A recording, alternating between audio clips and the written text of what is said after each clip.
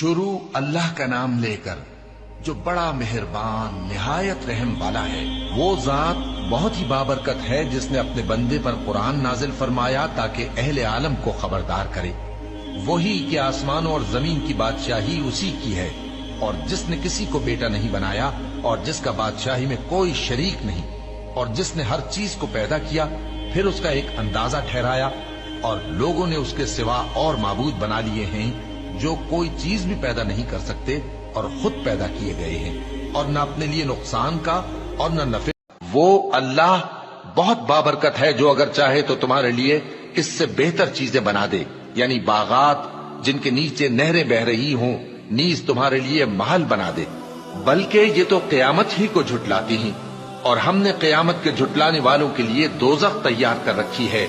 जिस वक्त वो इनको दूर से देखेगी तो गजबनाक हो रही होगी, और ये उसके जोशे गजब और चीखने चिल्लाने को सुनेंगे।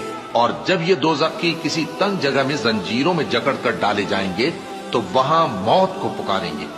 आज एक ही, और हमने तुमसे पहले जितने पैगंबर भेजे हैं सब खाना खाते थे और बाजारों में चलते फिरते थे, और हमने तुम्हें एक दूसरे के लिए आजमाइश बनाया। क्या तुम लोग सब्र करोगे? और तुम्हारा परवरदिगार तो देखने वाला है। और जो लोग हमसे मिलने की उम्मीद नहीं रखते कहते हैं कि हम पर फरिश्ते क्यों न नाजिल किए गए, या हम आंख से अपने परवरदिगार को देख लें। ये अपने ख्याल में बड़ाई रखते हैं और इसी बिना पर बड़े सरकश हो रहे हैं। जिस दिन ये फरिश्तों को देखेंगे उस दिन गुनहगारों के लिए कोई खुशी की बात नहीं होगी। और काफिर कहते हैं कि इस पर कुरान एक ही दफा क्यों नहीं उतारा गया।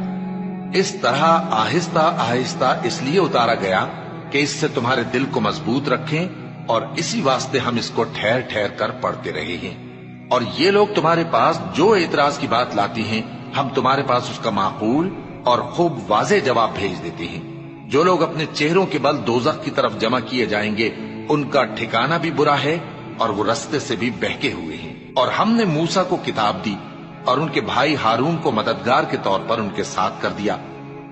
ऐ पैगंबर, क्या तुमने उस शख्स को देखा जिसने अपनी ख्वाहिश नफ्स को अपना माबूद बना रखा है? तो क्या तुम उसके जिम्मेदार हो सकते हो, या तुम ये ख्याल करते हो कि उनमें अक्सर सुनते या समझते हैं? नहीं, ये तो चौपायों की तरह के हैं, बल्कि उनसे भी गए गुजरे। भला तुमने अपने परवरदिगार की कुदरत को नहीं देखा कि वो साये को किस तरह दराज करके फैला देता है, और अगर वो चाहता तो उसको बेहरकत ठहरा रखता। फिर हम सूरज को उसका रहनुमा बना देते हैं, फिर हम उसको आहिस्ता आहिस्ता अपनी